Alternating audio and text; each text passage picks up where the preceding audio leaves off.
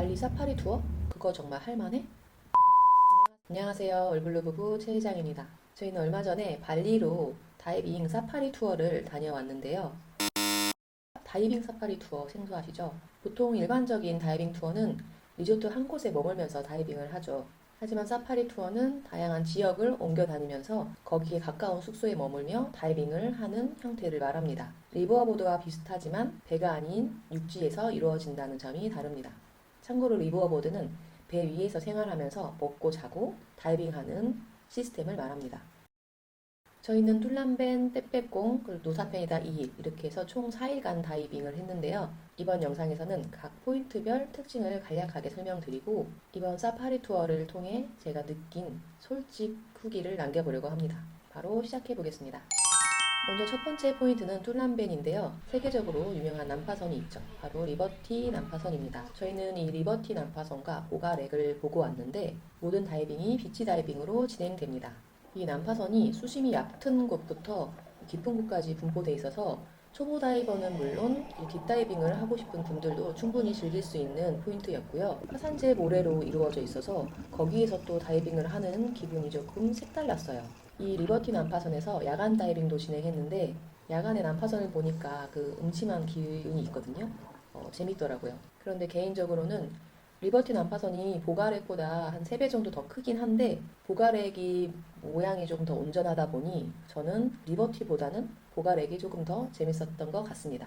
그리고 툴란벤이 다 비치이다 보니까 체력이 약하신 분들은 조금 힘들어하는 분들도 계셨고 자갈밭이다 보니 가지고 온 풀풋빈 대신 어쩔 수 없이 렌탈핀을 사용해야 하는 경우도 있었습니다. 두 번째 포인트는 떼빼꽁인데요. 떼빼꽁은 한국에 잘 안 알려진 것 같더라고요. 저도 많이 검색을 해봤었는데 정보가 생각보다 많지 않았어요. 리조트 사장님 말씀으로는 아마 강한 조류 때문일 거라고 하시더라고요. 그런데 제가 생각했을 때 이 떼빼꽁이라는 포인트는 조류가 있어야만 멋있는 포인트인 것 같습니다. 첫 번째 이제 민빵이라는 포인트를 갔었는데 처음에는 조류도 없이 너무 잔잔하고 조금 밋밋한 느낌이 들더라고요. 그런데 이렇게 갔다가 돌아오는 포인트였는데 돌아올 때 갑자기 조류가 생기더니 그때부터 이 똑같은 지형 자체가 화려해지기 시작했습니다. 물고기들도 더 생동감 있게 움직이기 시작했고 순식간에 조류로 인해서 바뀌더라고요. 그리고 화이트 팁과 같은 상어 그리고 바라쿠다 등 볼거리가 충분했습니다. 그래서 내가 중성부력 컨트롤이 어느 정도 되고 중급 다이버 정도다 하면 이 떼빼꽁이라는 포인트 무조건 추천드립니다. 그리고 마지막 누사펜이다. 여기는 두말하면 입 아프죠. 만타레이와 몰라몰라 개복치가 유명한 포인트인데요. 작년에도 이어서 이번에도 이틀 연속 여러 마리의 만타레이들을 많이 봤는데요. 이 만타는 언제 봐도 참 우아하다는 생각이 듭니다.